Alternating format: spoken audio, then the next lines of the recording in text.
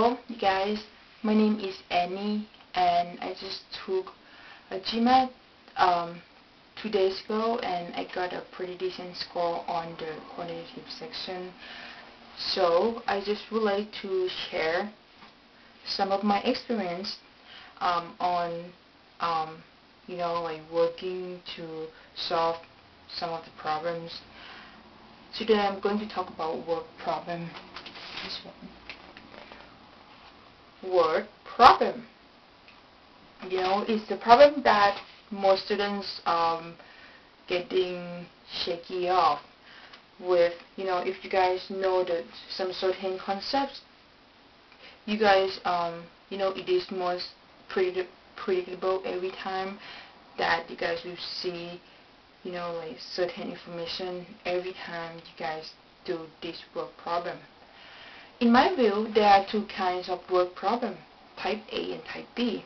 And today I'm going to talk just about type A word problem, which is, like in the question you guys will see like the first person can do the certain job. He or she can do the job in certain amount of time, and another person do the same job. He or she might mowing the lawn, washing the dishes, do the same job, exact same job in the certain amount of time too. So the question might ask you like, how long would it take for them to do it together? Let's see the real problem. This one. Johnny can mow the lawn in 30 minutes, and with the help of his brother, Bobby, they can mow the lawn in 20 minutes. How long would it take Bobby working alone to mow the lawn? See, this is the type of problem that I said. Like the first person do the job in a certain amount of time, another person do the job in a certain amount of time too. But this one they ask you like, how long would it take for Bobby to mow the lawn alone? And this is the speed problem. This one, type A speed problem. The formula of the speed problem that like on the test day you guys expect to memorize on your own. V, which stand for velocity, equal distance over time. Like in case on the test day, if you guys not sure, is that V equal D over T, D equal V over T, T equal V over D. They are all similar to the person on the test day that like already nervous and pressure. So but this one is the correct one. I can give you a little trick. Let me erase it first. Like when you guys drive on the highway, when they say 65 minutes or 30 minutes, speed limit 65 minutes per hour, you guys will see like exactly speed limit 65. So it means that this is the speed, right? V, miles stand for distance, per stand for dy, hour stand for time. So you guys will never forget, when you guys can create your own equation, V equal D over T. Then you guys put it in these blanks. V equal D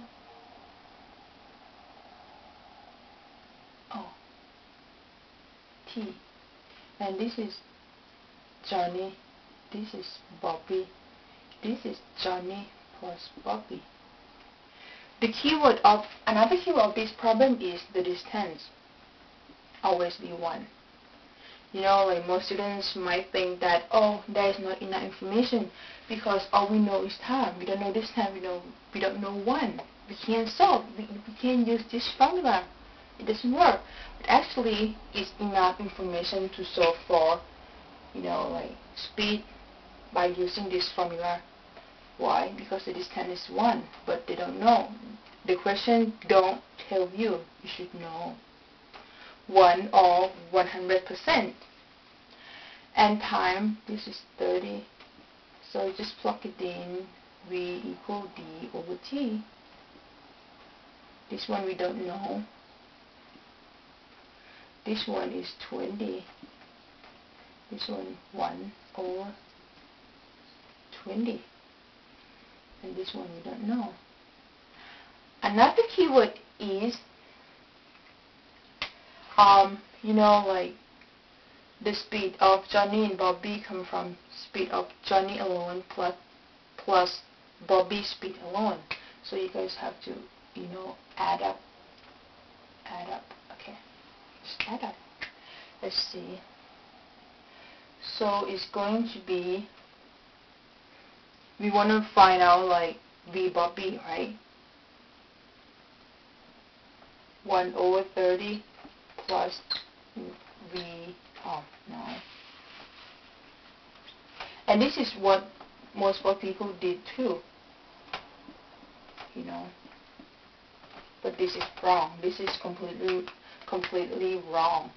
Because when, you know, like when we plug in the unknown, it should be just V Bobby, not 1 over V.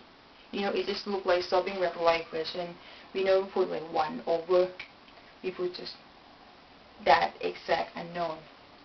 So it's going to be 1 over 30 plus VB equal 1 over 20. With VB will equal 1 over 20 minus 1 over 30. And it doesn't equal 1 over 10. Some students will thought like 1 over 10. No, it's completely wrong. Why?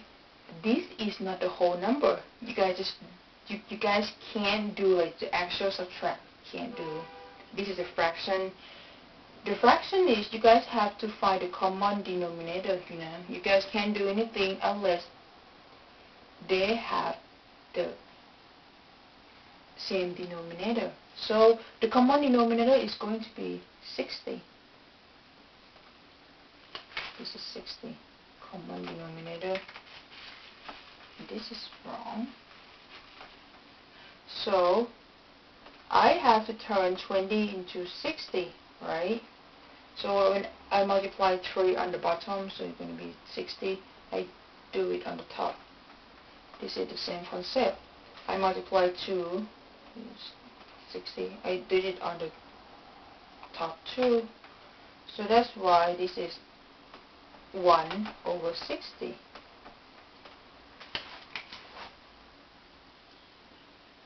This is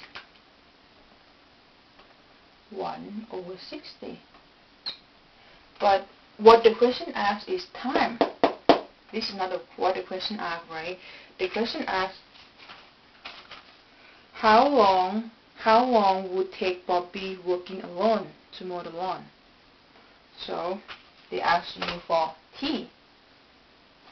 It's pretty easy. It's regular equation. You know, you guys know V, you guys know distance, you guys can solve for time. So V equal D over T. V equal 1 over 60. D is 1 time we don't know. And then we do like cross multiply. Cross multiply. So it's going to be T equals 60. And this is the answer. Therefore, this is the time that Bobby doing the job alone, 60 minutes. Alright. You guys see like how easy it is? Set up a table, distance always be 1, memorize this formula, and the speed of 2 persons do it together come from the speed of the first person alone plus the speed of the second person alone. And you guys get the problem, get the answer. Alright, thank you so much for watching, and we'll see type B problem in the next video. Thank you. Goodbye.